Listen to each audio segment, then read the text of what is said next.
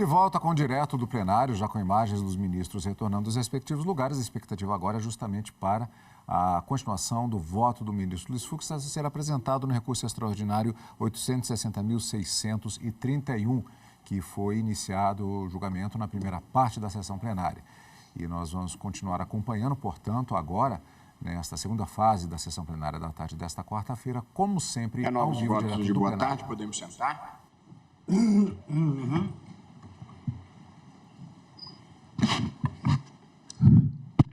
Retomo a nossa sessão e apenas para quem nos assiste saiba, geralmente nos intervalos das sessões, nós recebemos advogados em audiências e muitas vezes resolvemos questões internas no debate interno, de modo que ninguém imagine que a gente fique se alimentando esse tempo todo. Na verdade, é uma oportunidade de trabalharmos também em conjunto. Renovo meus votos ao ministro Luiz Edson Fachin, que participa por videoconferência, e a todos os colegas, e devolvo a palavra ao ministro Luiz Fux, e faremos um esforço para concluir esse julgamento hoje ainda. Vossa Excelência tem a palavra. Muito obrigado, senhor presidente. Renovo os votos de boa tarde a todos presentes, Vossa Excelência, doutor Elisete, os colegas, advogados. Agora passo para a constitucionalidade da lei e aí eu vou direto sobre seus vários aspectos. Então, eu assento que, ab início, destaque-se não existir afronta ao princípio da inafastabilidade da jurisdição e do acesso à justiça, segundo o qual a lei não excluirá da apreciação do judiciário lesão ou ameaça de direito. Nesse sentido, consiga-se que o tema já havia sido amplamente debatido na Corte no julgamento do RE 627106, tema 249 da repercussão geral, e que teve a lavra da pena do ministro Dias Toffoli. E como o ministro Dias Toffoli, na ocasião, muito destacou, esse procedimento não é realizado de forma aleatória e se submete ao efetivo controle judicial em ao menos uma de suas fases, sendo certo que o devedor é intimado a acompanhá-lo, podendo impugnar, inclusive no âmbito judicial, o desenrolar do procedimento, que é a mesma coisa que acontece nesse caso. As liminares são todas submetidas a contraditório postecipado, e isso é aceito pelo ordenamento jurídico. Então, eu cito aqui o acórdão todo do ministro Dias Toffoli. Do mesmo modo, também em relação à legislação analisada, o procedimento de execução extrajudicial levado a cabo pelo credor fiduciário não padece do vício da inconstitucionalidade no ponto, tendo em vista que fica resguardado ao devedor fiduciante a possibilidade de provocação oportuna do Poder Judiciário, caso verifique eventual mácula do procedimento ou considere a violação a direito de que se julgue titular. Então, há uma ampla liberdade de acesso à justiça.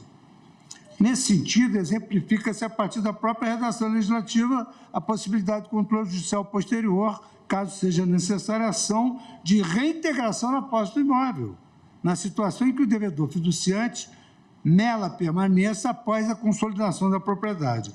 Trata-se de ocasião na qual será possível análise judicial da legalidade do procedimento, ou seja, o devedor ele é obstinado em devolver o imóvel e isso, então, é submetido ao crivo judicial e aí verifica-se a legalidade do procedimento. Então, não há nenhuma violação à garantia da inafastabilidade. Na mesma linha, impõe-se o afastamento das alegações de ofensa aos princípios do devido processo legal, do contraditório e da ampla defesa. Com efeito, a Lei 9514/97 dispõe de medidas indutivas ao cumprimento das obrigações contratuais sobre a orientação de redução da complexidade procedimental, cuja aplicação pressupõe o consentimento, vai saudar o presidente ministro Gilmar Mendes, cuja aplicação pressupõe o consentimento válido expresso das partes contratantes e a não exclusão total da apreciação judiciária, ou seja, é respeitada a autonomia da vontade e é viável o acesso ao judiciário. Em que pese tratar de procedimento extrajudicial, observam-se na demanda executiva referente à alienação fiduciária de bens imóveis, regras processuais que se coadunam com as disposições constitucionais e as normas do processo civil aplicáveis a trâmites judiciais envolvendo direitos reais sobre imóveis. Com efeito, na linha do que já narrado acima, destaque-se que o procedimento seguia por requisitos essenciais à constituição e desenvolvimento do trâmite extrajudicial ora analisado, tais como provocação inicial exercida a requerimento do fiduciário. 2, comunicação oficial do fiduciante, que é o devedor, por meio de intimação. Observância de normas e competências, uma vez que o requerimento deve ser apresentado perante o cartório do registro de imóveis competente. Deveras, o procedimento extrajudicial que confere executoriedade ao contrato de financiamento imobiliário, em especial o ato para a consolidação da propriedade fiduciária, é inicialmente conduzido perante o ofício do registro de imóveis, órgão que, por delegação estatal, atua na verificação do preenchimento dos requisitos legalmente estipulados para essa providência. Não se trata, portanto, de procedimento aleatório ou autoconduzido pelo próprio credor, que poderia configurar ilegítima forma de autotutela. Reitera-se, ademais, que, pela própria noção conceitual da alienação fiduciária, a concretização da propriedade do bem pelo devedor fiduciante apenas ocorre com total adimplemento da dívida, de modo que, até o cumprimento dessa condição, a mera expectativa do direito à propriedade.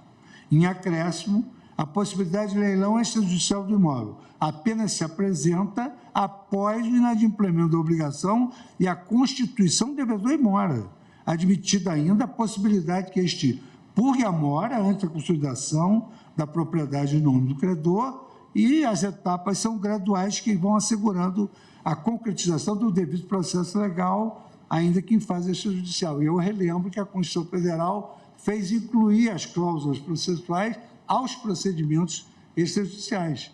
A Constituição estabelece que deve ser obedecido contraditório, ampla defesa e devido processo legal aos processos judiciais e aos procedimentos administrativos. Assim sendo, nada óbvio o ingresso ao judiciário a qualquer momento para dirimir eventuais irregularidades ocorridas no curso da cobrança extrajudicial, conferindo a possibilidade do exercício do contraditório judicialmente. Isto porque, a partir de sua notificação para satisfazer a dívida, momento em que o devedor toma efetiva ciência da deflagração do procedimento voltado à consolidação da propriedade pelo credor, surge o direito de resistir judicialmente, inclusive, à pretensão que reputa ilegítima, fazendo a garantia da ciência e da possibilidade de oportuna reação como consectário do direito constitucional ao contraditório. E eu, como destaquei, a mesma coisa com a execução. O devedor é citado para se defender, é citado para pagar. A defesa, ele introduz no organismo do processo de execução através dos embargos, mas é um contraditório eventual. Conclui-se nessa linha que o procedimento executivo previsto na Lei 9514 para satisfação de crédito decorrente de alienação fiduciária e garantia do bem imóvel constitui medida adequada na regulação legislativa de balanceamento entre a proteção pelos riscos assumidos pela instituição credora e a preservação dos direitos fundamentais do devedor, alinhando-se à tendência do direito moderno de transferir para o âmbito administrativo atos que antes demandavam intervenção obrigatória do judiciário. E aí eu lembrei da questão da desjudicialização, da justiça coexistencial e agora, inclusive, da justiça digital, em que o professor Richard Susskind defende a ideia de online dispute resolution, quer dizer, as disputas são resolvidas online. Sob outra perspectiva, a gente está salientar que a simplificação procedimental para a execução da garantia atrai os desafios da interpretação da disposição convencional à luz do limite da autonomia privada. Na presente temática, a questão se complexifica ainda mais por envolver o destacado e indisponível direito social à moradia, além de se referir a uma relação jurídica estabelecida entre contratantes que assumem, em geral, flagrantes assimetria de poder econômico. Nesse sentido, a despeito dessas circunstâncias socioeconômicas, o arcabouço legislativo em torno do instrumento atribui tratamento regulatório adequado à controvérsia ao estabelecer garantias mínimas ao devedor e limitações à possibilidade de ação do credor, como as impossibilidades que este promova a consolidação da propriedade em seu nome, sem atendimento aos requisitos legais, de que promova o leilão do bem de forma irrestrita, sem dar preferência ao devedor, de que o tomador de financiamento seja surpreendido com o valor do débito, que não é, porque é vendido pelo saldo devedor, ou de que fique ele próprio com a coisa alienada. O credor não fica com a coisa alienada, ele é submetido a leilão.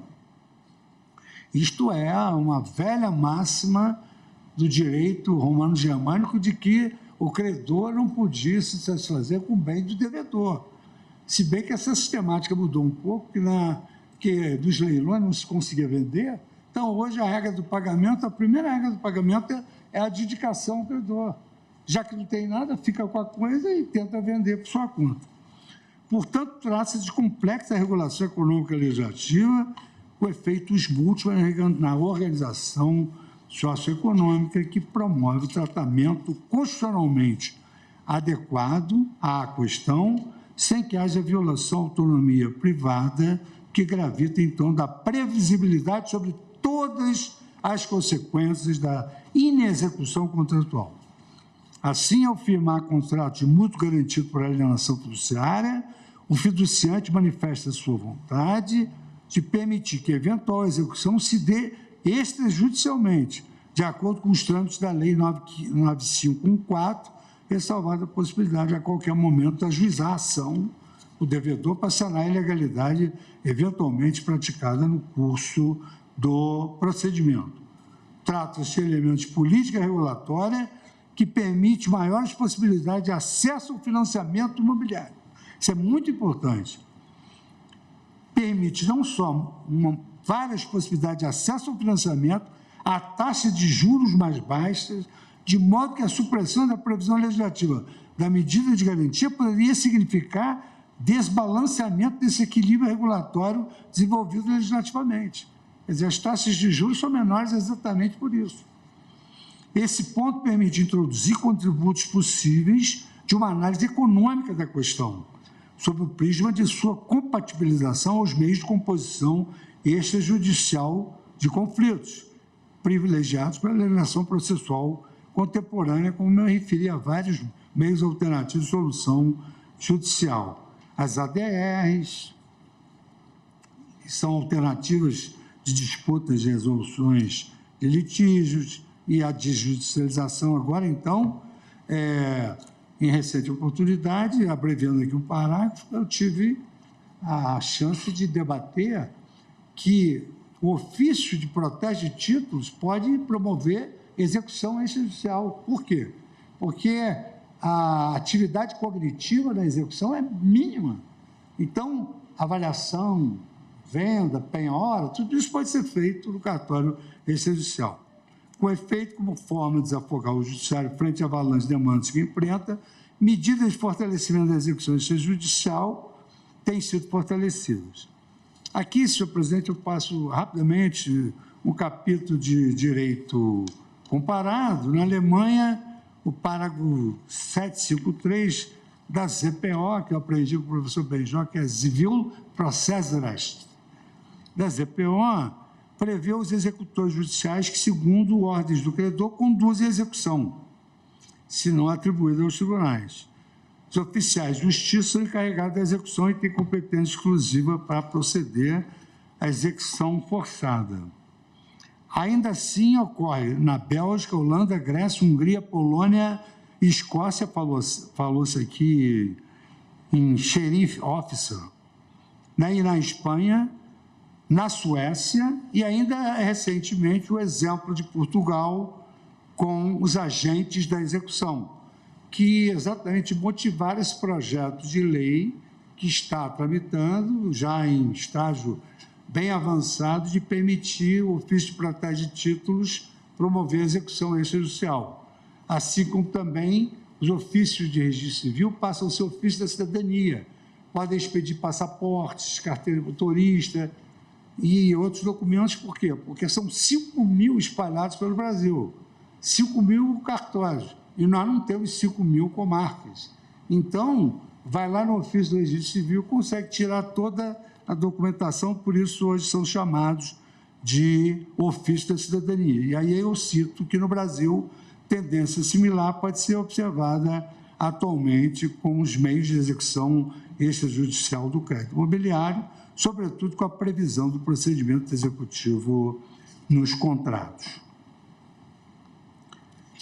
Ressalto na linha ainda, e eu estou lendo um pouquinho mais rápido, que a pedido do especialista para nós concluirmos hoje, ressalto nessa linha que a via judicial corresponde a mecanismo custoso e não exclusivo de controle do comportamento humano para a promoção do interesse social, razão pela qual surgem outras formas também adequadas de solucionar os conflitos. Assim, incorporando influxos, como eu disse, decorrentes da transferência e do referencial teórico da análise econômica do direito, a litigância e juízo somente é socialmente desejável quando seus custos sejam inferiores aos benefícios que a comunidade experimenta em termos de modificação de conduta pelos seus componentes.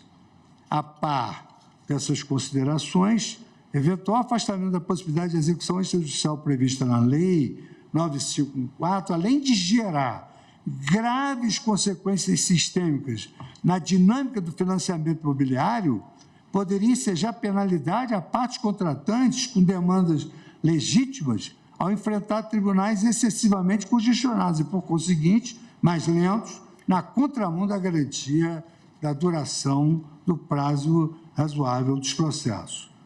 Por oportuno, eu destaco que elementos como esse já foram também considerados pelo Superior Tribunal de Justiça, que assenta que a análise econômica da função social do contrato, realizada a partir da doutrina da análise econômica do direito, permite reconhecer o papel institucional e social que o direito contratual pode oferecer ao mercado. Todo contrato de financiamento imobiliário, ainda que pactuado nos moldes do sistema financeiro da habitação, é negócio jurídico de cunho eminentemente patrimonial e, por isso, solo fértil para a aplicação da análise econômica do direito. Isso foi decidido pela 4ª turma do Superior Tribunal de Justiça. Ademais, a infirmação da medida legislativa, ora analisada, e há muito editada, eu volto a dizer, 26 anos de vigência da lei, representaria potencial desequilíbrio na equação do balanceamento dos riscos e das oportunidades que o contrato de financiamento imobiliário apresenta. Dessa forma, a supressão da garantia da alienação fiduciária do bem imóvel teria como consequência a alteração de outros mecanismos dessa equação, tais como possivelmente de taxa de juros, redução do prazo médio para amortização da dívida, bem como menor acessibilidade ao contrato de financiamento. Nesse sentido, me está destacar que o tema apreciado veicula a questão não apenas economicamente relevante, mas também envolve aspectos sociais de alta monta. Deveras, ao reconhecer a repercussão geral do tema ora analisado, destacou-se a relevância não só jurídica, mas econômica e social da questão. Haja vista a possibilidade de afetar significativa parcela da população, usuários do sistema financeiro imobiliário, além de impactar diretamente no estabelecimento das taxas de juros dos contratos, as quais se relacionam diretamente com os riscos decorrentes da inadimplência. Com efeito, se um arcabouço dotado de estabilidade e previsibilidade, que garanta a solidez e equilíbrio das relações jurídicas, não há que se falar em desenvolvimento sustentável do mercado imobiliário, para o qual o Instituto da Alienação Fiduciária de Bens Imóveis, especificamente, o seu procedimento de execução extrajudicial, exerce para essa estabilidade um papel fundamental. Aqui, senhor presidente, eu vou trazer esses dados da FEBABAN, porque eu sei o quanto são importantes no seu ônus argumentativo em geral. A par desse quadro, a FEBRABAN, entidade de representação do setor bancário admitida nos autos, na qualidade de amicus curiae, apresentou um parecer econômico, datado de 2018, do qual se extrai excerto que sintetiza a conclusão sobre potenciais consequências para o mercado de crédito brasileiro, caso fosse reconhecida a inconstitucionalidade da execução extrajudicial na alienação fiduciária de bens imóveis. Então, o que se extrai? Eu procurei destacar 5 parágrafos. Ao reduzir tanto o custo quanto a incerteza da possibilidade de obtenção de garantias imobiliárias, a alienação fiduciária permitiu uma verdadeira revolução no mercado imobiliário brasileiro. De 2007 até 2017, o volume de crédito imobiliário cresceu de forma expressiva, saltando o patamar de 2% do PIB para um valor próximo a 10% do PIB. Esse movimento, ao levar ao aumento da demanda por imóveis, permitiu o desenvolvimento do setor de construção civil, que gerou mais de 1 milhão de vagas de trabalho em 2007 e 2013, beneficiando especialmente os trabalhadores menos qualificados. Ao mesmo tempo, a utilização da alienação fiduciária passou de apenas 0,1% dos contratos de financiamento em 2007 para mais de 94% dos contratos em 2017. Então, a escolha foi essa. Entendeu, ministro André, que nós comentamos no intervalo? Em termos de volume financiado, a alienação fiduciária é a forma de garantia utilizada em 544 bilhões de reais em operações de crédito imobiliário, de um total de 547 bilhões de operações de crédito ativas em 2017, o que corresponde a mais de 99% do volume do crédito imobiliário contratado no Brasil. Esse movimento foi acompanhado de expressiva redução da taxa de inadimplência, que passou de 9,4% em 2009 para 2,3% em 2017. A baixa inadimplência observada nos contratos de alienação fiduciária, apenas 1,5% dos contratos de 2017, mostra que a introdução dessa modalidade foi, de fato, responsável pela redução da inadimplência do crédito imobiliário no Brasil no período, e a fortiori pela consolidação da propriedade no fiduciante. Essas observações confirmam a teoria econômica ao mostrar que a qualidade das garantias está diretamente ligada ao volume e ao preço da taxa de juros do crédito ofertado pelas instituições financeiras. Além disso, o comportamento do mercado de crédito mostra que os credores também respondem aos incentivos que são colocados pelas regras do jogo.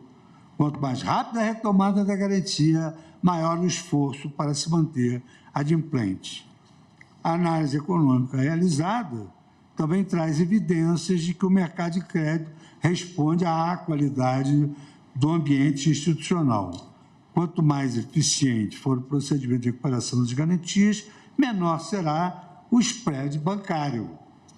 E quando se fala em eficiência, eu verifico que poucas pessoas reparam que o artigo 37 diz que a administração pública de quaisquer dos poderes deverá obedecer os princípios da moralidade. Então, a eficiência é um critério a ser adotado também pelo Poder Judiciário, porque o artigo 37 se refere a quaisquer dos poderes.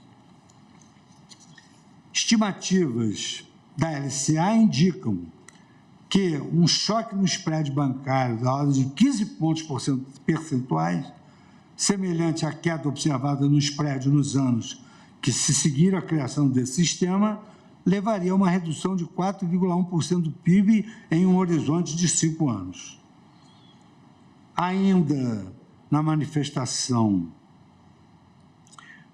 da FEBRABAN, a entidade assevera que a atividade de intermediação realizada pelas instituições financeiras, consistente na captação de recursos poupadores e investidores para sua disponibilização aos tomadores de crédito, depende de ambientes de segurança jurídica, estabilidade e previsibilidade, sob pena de se criar o risco de descasamento entre as operações ativas e passivas dos bancos. Em realidade, é ainda mais sensível se tratando de financiamento imobiliário do que, em geral, caracteriza por taxa de juros reduzida em se comparando com as outras espécies de empréstimos. Preocupação semelhante foram também destacadas pelo Instituto Brasileiro de Direito Imobiliário, já sob uma nova ótica, destacando essa entidade brasileira de direito imobiliário, que cumpre ressaltar que, anteriormente à introdução da alienação fiduciária de imóvel, o financiamento da aquisição de imóveis estava carente de garantia eficaz. Os problemas da hipoteca que ainda persistem causavam retração de todo o crédito, que depende fundamentadamente da existência de garantias eficazes. Essa dependência em relação aos imóveis é ainda mais evidente nos países em desenvolvimento, em que as garantias imobiliárias respondem, em média, por quase 3/4 do crédito garantido. Quer dizer, há um balanceamento entre o crédito oferecido e a garantia. Se não houver isso, aí o empréstimo será submetido às leis do mercado. Eis a razão de a presente controvérsia não se limitar aos aspectos jurídicos. Estes, por si, são suficientes para estabelecer a constitucionalidade do procedimento de execução extrajudicial, seja no tocante à alienação fiduciária do bem imóvel, seja em relação às demais hipóteses previstas em lei. No entanto, ainda mais relevantes são os aspectos sociais e econômicos do caso em tela, pois uma decisão em sentido diverso, ainda que sob pretexto de proteger os mutuários, significaria um retrocesso ao cenário de insegurança jurídica, que culminou na grave crise habitacional que o país enfrentou antes do advento da lei, quando a deficiência das garantias tradicionais inviabilizava a obtenção de financiamento imobiliário e, consequentemente, o acesso da população a moradias adequadas. Isso levou à bancarrota do Banco Nacional da Habitação. Em linha similar, o Banco Central, na qualidade de amicus curiae, juntou também um documento no qual destaca que, por ocasião da Lei 9.514, verificava-se no mercado do crédito em geral reduzido o nível de alavancagem das instituições financeiras, cujo fator determinante correspondia ao risco de crédito, citando o estudo Juros e Spread Bancário do Brasil, elaborado pelo Departamento de Estudos e Pesquisas do Banco, o DEPEP. O Banco Central ainda destacou em parecer da Lavra, do Departamento de Regulação do Sistema Financeiro Nacional, que avaliou tecnicamente essa questão. O sistema de alienação fiduciária em contraponto ao uso da hipoteca no SFI, o tamanho do mercado antes e depois da lei, a diferença dos spreads de juros praticados antes e depois da referida lei, a estatística dos cartórios sobre o volume de purgação de mora, o volume de financiamentos que tem alienação como instrumento de garantia, as razões da alteração introduzidas pela Lei 13, na Lei 9.514, que permite a purga de mora até a averbação da consolidação da propriedade, a purga de mora, e ainda dá preferência ao devedor, no caso de leilão, e o impacto da execução extrajudicial nos contratos de mútuo com alienação fiduciária de imóvel para todo o sistema financeiro nacional corroboram a sua constitucionalidade. Com relação ao primeiro ponto, assinala o Sistema Financeiro Nacional do Banco Central do Brasil que a lei introduziu aperfeiçoamento em relação aos procedimentos do Decreto 70, considerando as dificuldades verificadas ao longo do tempo acerca da discussão extrajudicial hipotecária prevista no referido diploma legal.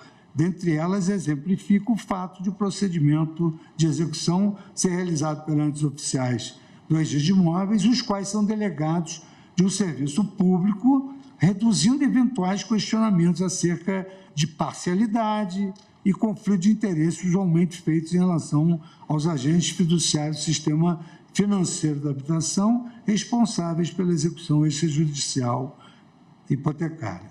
Aponta que essas diferenças conferem maior segurança jurídica para a realização das operações de crédito e propiciam agilidade e eficiência ao processo de cobrança de créditos inadimplentes, contribuindo para a redução dos riscos relativos à atividade do crédito.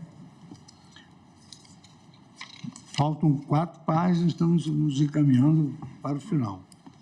Sublinha ainda a significativa expansão do crédito imobiliário, quer dizer, houve uma expansão do crédito imobiliário conferida pelo Banco Central, registrando que a relação entre o crédito imobiliário e o PIB passou de cerca de 2% em 2008 para um patamar situado entre 9% e 10% entre 2016 e 2019, enquanto a participação do crédito imobiliário em relação à carteira total de crédito das instituições financeiras cresceu aproximadamente 5% em junho de 2008, para cerca de 20% no período de 2016 e 2019. Então, cresceu aproximadamente essa carteira de crédito de 5% para 20%, conforme dados disponíveis no sistema gerenciador de séries temporais do Banco Central do Brasil, que estão acostados no documento 125, página 9.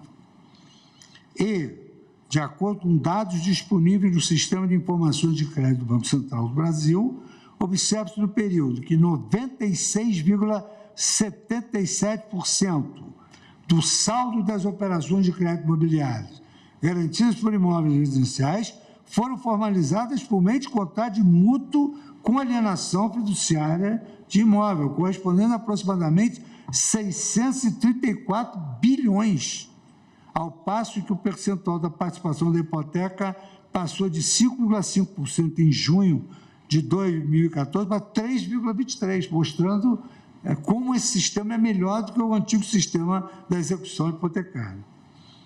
Eu registro ainda que o número de operações desse tipo aumentou, inclusive, durante a pandemia, o que pode ser observado no parecer complementar juntado aos autos em março de 2021. E aqui eu cito esse parecer e extraio dele que ele apresenta a tabela referente à evolução do saldo da carteira de crédito imobiliário relativa às operações garantidas por imóveis residenciais por tipo de garantia ao longo das posições semestrais compreendidas em dezembro de 2013 e dezembro de 2020. Extrai-se documento que 98,20% das operações ativas de crédito imobiliário garantidas por imóveis residenciais foram formalizadas por meio de contrato de mútuo com alienação fiduciária do imóvel, correspondendo a 6.846.783 operações e representando 99,20% do saldo total de operações de crédito habitacional. E eu me recordo aqui, senhor presidente, que num dos comentários em Opter Dictum, ou num debate paralelo, depois da pandemia, nós aqui chegamos à conclusão que as pessoas passariam a se preocupar em ter um imóvel e um plano de saúde, porque elas viram que isso, a vida muda de uma hora para outra. Então, frisa-se que em 2019 e 2020, a participação relativa à operação de novas realizações com alienação fiduciária ficou acima de 99%. Avançando quanto ao ponto da análise da diferença de spread e dos juros, antes e depois da edição da lei que institui o sistema financeiro imobiliário, verifica-se que as taxas de juros médias das operações de crédito residenciais com a utilização da alienação judiciária são inferiores às taxas médias de financiamentos garantidos por hipoteca em todos os períodos considerados, de junho de 2014 a junho de 2019. Destaca-se que, para a redução sustentável do custo do crédito, é fundamental avançar em iniciativas que reduzam a inadimplência, aumentem a capacidade de recuperação de garantias e reduzam assimetrias de informações sobre os tomadores de crédito. Quanto à evolução da taxa de juros e do prazo médio do financiamento imobiliário, consoante uma nota técnica da Fundação Instituto de Pesquisas Econômicas, FIPE, emitida em dezembro de 2020, por consulta da Associação Brasileira de Incorporadoras Imobiliárias, após análise de dados disponibilizados pelo Banco Central do Brasil, é possível constatar como taxa média de juros houve um recuo expressivo entre janeiro de 2003 e outubro de 2020, passando de mais de 16,3% ao ano para cerca de 7,1% ao ano. Nesse intervalo, em paralelo ao aumento do prazo médio de financiamento imobiliário no período, que mais que triplicou nesse referido período, elevando-se um prazo médio de cerca de 8 anos em janeiro de 2003 para cerca de 29 anos em outubro de 2020. No que diz respeito à estatística dos cartórios sobre o volume de purgação de mora, em análise aos dados disponíveis em relação ao município, São Paulo, o país, São Paulo, né, o município São Paulo, grande país, o parecer do Banco Central aponta que a razão anual entre o registro de consolidação de propriedade e registro de execuções extrajudiciais iniciadas varia de 5,81% mínimo registrado em 2013 a 8,69%, patamar verificado no ano 2012, em que pese a existência de lapso temporal entre os eventos de início da execução extrajudicial e eventual consolidação da propriedade em nome do credor, diante da relativa estabilidade da razão ao longo do período considerado, é possível sinalizar uma propensão alta de pagamento da dívida por parte do mutuário. Tem havido um grande índice de adimplemento, o que poderia confirmar a eficácia da modalidade de garantia. E aqui eu trago essa pesquisa, está no documento 125, página 17. Nesse aspecto, cumpre salientar que, embora as execuções extrajudiciais tenham significativa importância para a integridade da garantia da alienação fiduciária, a consolidação da propriedade em favor do fiduciário não constitui objetivo desejável, não devendo se tratar de regra, sob pena de desvirtuamento do funcionamento do mercado imobiliário. Observa-se, desse modo, que o percentual de consolidações acima apontado valida esse entendimento. Então, é muito menor o percentual de consolidação, representando proporção considerada pouco significativa diante do volume de operações formalizadas no mercado imobiliário paulistano, conforme registrado na nota técnica da FIP. Página 15, documento 143. Nesse cenário, considerando-se que, em regra, a taxa de juros é inversamente proporcional à qualidade da garantia fornecida pelo tomador de crédito, enfatiza-se a necessidade de estabilidade do sistema, para o qual contribui a confirmação da constitucionalidade do procedimento da execução extrajudicial de contratos garantidos por alienação fiduciária, maiormente pelo potencial impacto no custo das operações de crédito no ramo imobiliário e, consequentemente, no déficit habitacional do país. Então, mudar isso vai implicar num aumento do impacto do custo das operações de crédito e, a posteriori, aumentar o déficit habitacional do país. A contrário senso,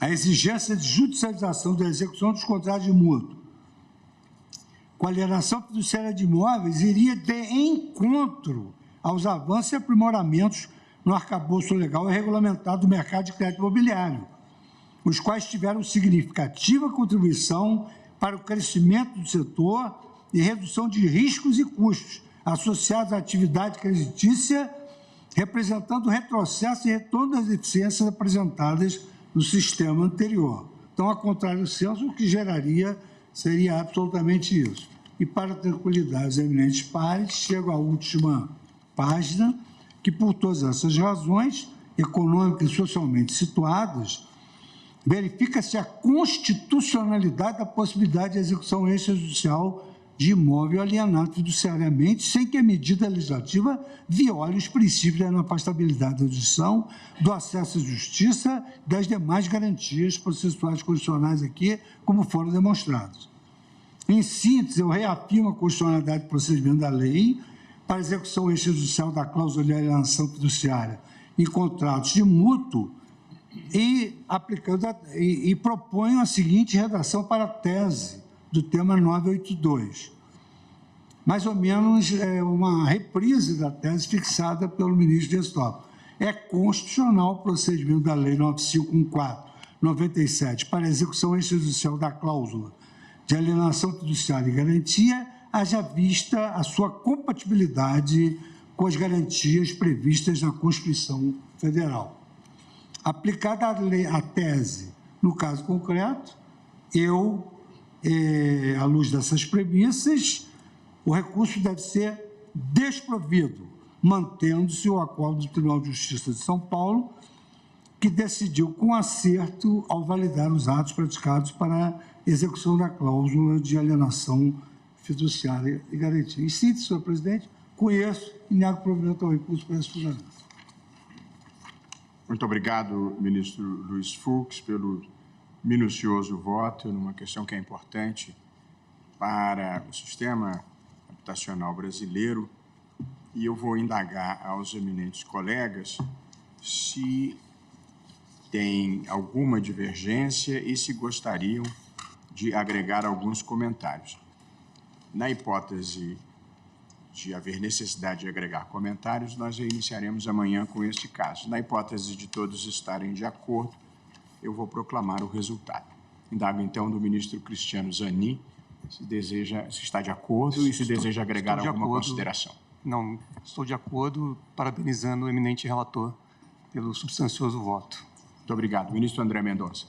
Minha saudação, senhor presidente, aos eminentes pares, senhora procuradora-geral, senhores advogados que se assomaram à tribuna. Também manifesto de acordo com o voto do eminente relator, parabenizando por sua substância. Muito obrigado, ministro André Mendonça. Ministro Alexandre de Moraes. Cumprimento o presidente, boa tarde. Cumprimento Vossa Excelência, ministra Carmen, ministros, a procuradora-geral. Presidente, também parabenizo o eminente relator, ministro Luiz Fux, e o acompanho integralmente. Muito grato, ministro Alexandre. Ministro Luiz Edson Fachin, como vota? Muito obrigado, presidente. Reitero os cumprimentos a Vossa Excelência, aos eminentes pares e à ministra Carmen Lúcia, de modo especial a Sua Excelência, o relator, o eminente ministro Luiz Fux, a quem também cumprimento pelo voto. Nada obstante, senhor presidente, tenho ponderações e compreensões distintas e precisaria, posso fazer agora, sem nenhum problema, de tempo para expor essas compreensões que são coerentes com o que venho sustentando aqui no tribunal. Nada obstante, já verificar que se forma uma compreensão majoritária em linha diversa, mas posso fazer uma síntese agora ou amanhã, conforme Vossa Excelência assim encaminhar. Ministro Fachin, eu tendo em vista as audiências e os compromissos na sequência da sessão, nós então iniciaremos a sessão de amanhã com o voto de Vossa Excelência. Apenas para que eu possa organizar a pauta, Vossa Excelência imagina que precisasse de quanto tempo? Não mais que 25 minutos, senhor presidente. Serei breve. Muito bem.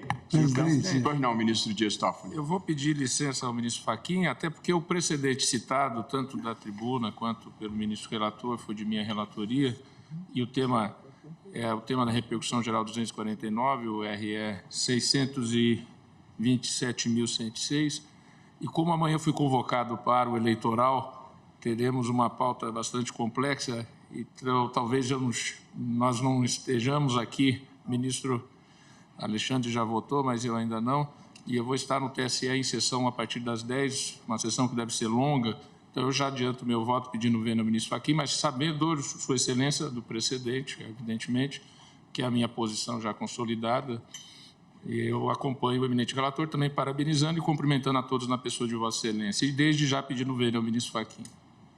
Muito obrigado, ministro Dias Toffoli, que adianta o voto. Indago dos demais colegas se aguardam o pronunciamento do ministro Fachin. Penso que sim. Proclamo, então, o resultado provisório. O tribunal, após o voto do relator, no que foi acompanhado pelos ministros Cristiano Zanin, André Mendonça, Alexandre de Moraes e Dias Toffoli, que acompanhava o relator, foi suspenso o julgamento, que será retomado amanhã como o primeiro processo da sessão. Apenas para que nós possamos já deixar as pessoas intimadas. É isso também, senhor presidente, pela ordem. Eu gostaria que você, para eu também me organizar, o recurso subsequente que estava pautado para hoje era o RE 101.167.478. Ele passa para a pauta de amanhã? Mas eu, atendendo ao pedido de Vossa Excelência, podemos apenas ouvir as sustentações orais. São muitas, já. Suspendo o julgamento e depois Vossa Excelência traz o voto. Está bem assim? Tá bom. É o segundo da pauta de hoje, ministro Gilmar. Nós geralmente temos transportado os processos da quarta-feira, que não foram julgados, para a quinta. O processo seguinte cuida apenas da definição de tese. Me deixa só ver os demais de quinta, para já sairmos com isso organizado. São embargos de declaração. Aqui foi um pedido do ministro Gilmar, estamos desovando um bocado de embargos de declaração.